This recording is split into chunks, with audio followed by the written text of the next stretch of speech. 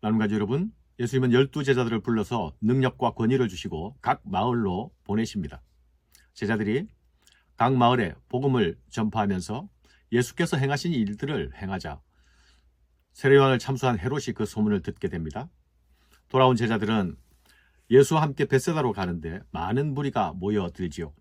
날이 저물자 무리들이 먹을 것에 대한 필요가 생기고 제자들은 무리들을 돌려보내자고 제안합니다. 그러나 예수님은 제자들에게 너희가 먹을 것을 주어라 말씀하십니다.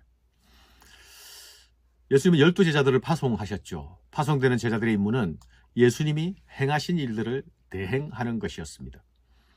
위임받아 대행하는 것이죠. 곧 하나님 나라를 선포하는 것과 병자들을 고치게 하는 것이었습니다. 치유사역은 선포되는 하나님 나라가 지금 거기 임하고 있다는 강력한 증거가 될 것입니다. 주님은 이 일을 위해서 보냄받는 자들에게 능력과 권위를 주십니다. 그들은 주님의 능력과 권위를 위임받아서 예수님의 사역을 대행하게 됩니다. 이 일은 예수님이 이 땅을 떠나시게 되면 곧 제자들이 감당해야 될 사명이 될 것입니다. 예수님은 제자들을 내보내실 때에 특별한 지침을 주십니다. 여행을 위하여 아무것도 가지지 말라 하십니다. 지팡이도 배낭도 양식도 돈도 심지어 두벌옷도 가지지 말라 하십니다. 이 명령은 제자들의 사역이 전적으로 하나님만 의지하는 사역이어야 함을 요구받는 것입니다. 제자들에게 오직 하나님만 의지하는, 하나님만이 우리의 공급자이시다라는 그 믿음을 먼저 요구하신 것입니다. 사람을 의지하지 말라. 오직 하나님만 의지하며 사역하라. 그 사역에 전념하라입니다. 그러면 하나님께서 책임지실 것이다 이죠. 구약의 레위 지파는 자신들의 기업이 없지 않았습니까? 하나님이 그들의 기업이었죠. 제자들은 하나님 나라의 의를 구하는 데 전력하고 그 나머지는 하나님의 돌보심에 맡기는 소위 레위 정신으로 나아가야 했습니다. 제자들이 가는 곳 그 어디든지 하나님을 영접하는 사람들에 의해 필요를 공급받게 될 것입니다. 이것은 당시에 종교적 메시지를 전하며 자신의 이익을 추구하였던 종교 지도자들과 차별화하는 것이기도 합니다. 숙소를 정하는 일도 자기 편의를 위해서 여기저기 옮겨 다니지 말라 하시죠. 제자의 길은 사명을 위해서 불편함을 감수하며 가는 길입니다. 하지만 그 길에는 언제나 긍정적인 반응만 기다리고 있는 것이 아니죠. 영접하지 않는 자들도 나타날 것입니다. 그런 성에서는 먼지를 떨어버리라 하십니다. 복음을 영접하지 않는 것은 제자들의 책임이 아닙니다. 복음을 받지 않고 거부하는 성읍들은 경고를 받게 될 것입니다. 듣는 자들은 들은 것에 대한 책임 있는 반응이 요구되기 때문입니다. 제자들이 나아가 각 마을을 두루다니며 곳곳에 복음을 전하며 병을 고치더라. 제자들은 예수님의 명령을 따라 주어진 사명을 수행했습니다. 이런 제자들의 사역은 성공적이었던 것 같습니다. 세례요한을 죽인 헤롯이 이 소식을 듣고 당황해하게 되죠. 그리고 또한 궁금해합니다. 분봉한 헤롯이 모든 일을 듣고 심히 당황하니 헤롯이 이르되 요한은 내가 목을 베었거늘 이제 이런 일이 들리니 이 사람이 누군가 하며 그를 보고자 하더라.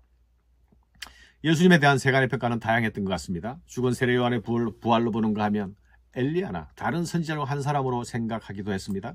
헤롯은 이런 예수님의 소식을 듣고 혼란스러워합니다. 도대체 예수라 하는 이 사람은 누군가? 사실 이 질문은 예수의 소식을 듣는 모든 사람이 해야 할 질문입니다. 예수는 과연 누구인가? 이 질문이 우리의 생과 사를 결정짓게 할 질문이기 때문입니다. 그러나 헤롯이 가지는 의문과 또 그가 예수를 보고 싶어하는 마음은 그리 긍정적으로 보이지 않습니다. 요한은 내가 목 베어 죽였는데 이 사람은 누구냐? 회개와 돌이킴 없이 가지는 궁금함은 예수를 알기에 적합한 모습이 아닙니다. 구원 얻는 믿음은 내가 가진 나의 왕국을 내려놓고 그 발 아래 엎드리는 자에게 주어지는 선물이기 때문이죠. 이 사람은 누구냐? 이 질문은 예수를 만나고 예수의 소식을 듣는 모든 자들이 던지게 될 질문입니다. 하지만 내 왕국을 부여잡고 그것을 놓지 못하는 자들에게는 그분의 나라가 열리지 않을 것입니다. 사랑하는 여러분, 혹시 나는 나의 왕국, 나의 왕좌에 아직 그대로 앉아있지는 않습니까? 그 모든 것을 내려놓고 예수의 발 아래 엎드리며 시작하였습니까? 공간이 이동하고 장면이 바뀌면서 벳세다 들녘입니다. 예수님을 따라 나선 군중들이 많이 몰려들었습니다. 예수님은 그들에게 하나님 나라의 일을 가르치시며 병든 자들을 고쳐주시죠. 그런데 날이 저물어 갑니다. 빈들에 계속 있었던 자들에게 먹을 것이 필요한 시간이 되었습니다. 제자들은 여기서는 이들에게 공급할 것이 없으니 사람들을 돌려보내야 한다 말합니다. 그러나 예수님은 제자들에게 말씀하십니다. 너희가 먹을 것을 주어라. 제자들은 깜짝 놀랍니다. 남자만 해도 5,000명이나 되는데 우리가 가진 것은 떡 5덩이, 물고기 2마리밖에 없는데 여기서 먹을 것을 구입하지 않는 한 이것은 불가능한 일입니다. 마가는 그 구입 비용이 200데나리온이나 된다고 추정하죠. 노동자 반년 월급 이상이 넘는 적지 않은 돈입니다. 게다가 여기는 빈들이 아닙니까? 예수님은 이런 사정을 모르셨을까요? 왜 아시면서도 제자들에게 너희가 먹을 것을 주라 말씀하시는 것입니까? 제자들은 무리의 필요를 보았지만 공급자가 될 수는 없었습니다. 예수님은 그런 제자들에게 너희가 먹을 것을 주라 하십니다. 주님은 먼저 제자들의 빈손을 확인시키십니다. 제자들의 무능을 확인시키십니다. 있는 것이라고 물고기 2마리와 떡 5개 뿐입니다. 한 사람의 양식 정도밖에 되지 않습니다. 먹을 것을 사오지 않고는 불가능한데 돈도 돈이지만 빈들입니다. 예수님은 제자들의 할 수 없음을, 무능함을 확인시키신 후 사람들을 50명씩 앉히라 명하시죠. 주님께서 베푸실 광야의 식탁을 배설하시기 위함입니다. 영문을 제자들은 몰랐지만 예수님의 명령에 순종합니다. 그리고 예수님은 오병이어를 가지고 축사하십니다. 그리고 무리에게 나누어 주라 하십니다.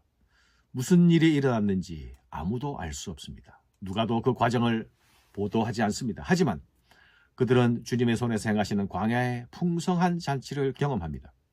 광야 이스라엘이 만나를 경험했던 것처럼 제자들은 주님의 손에서 나오는 양식을 경험합니다.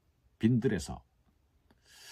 사랑하는 여러분, 주님만이 우리의 공급자이시다.